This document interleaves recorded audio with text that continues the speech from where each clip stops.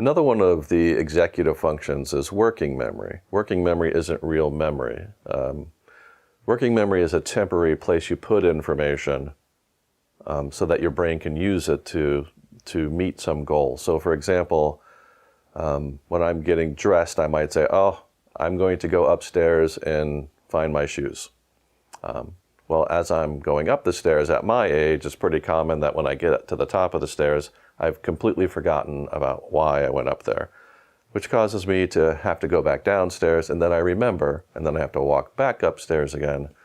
So this is working memory. It's not real memory. This information, like putting my shoes on, I don't really mean to store in my long-term memory for the rest of my life. It's just there in a temporary way to help me meet my goals.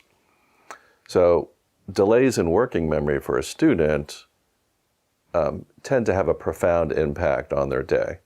So if you have some working memory challenges, you might forget the directions. And if there are 3 directions, you might remember 1 or 2 and forget the 3rd one. You might forget what homework needs to be done. You might think in your mind that you want to ask the teacher a question, but you have to wait until the teacher finishes speaking, and then by the time the teacher calls on you, you've completely forgotten what you were going to say. Or another way that working memory can interfere is when we're reading. So when you're reading, your eyes are moving over the words, and you might get to the end of the paragraph, and all these words are getting dropped in your working memory. And by the time you get to the end of the paragraph, if those words have bled through, then you're not going to have any idea, and you're going to go, what? And then you're going to have to start the paragraph all over again. So kids with reading, who are good readers, but they have working memory challenges, tend to be rereaders. They're slow readers because they have to read the same text over and over again. Working memory can also interfere with note-taking. So the teacher is speaking, you're loading all that information in your working memory, and then when you're getting ready to write it in your notes, if this information bleeds out of your working memory, then you might have to raise your hand and say, can you say that again for me? Which we all know that a lot of adolescents won't do that. So it really interferes with note-taking quite a bit.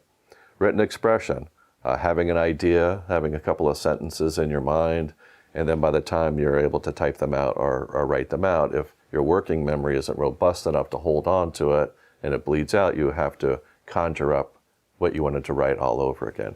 So working memory challenges interfere in almost every subject across the board, at home, at school, with friends.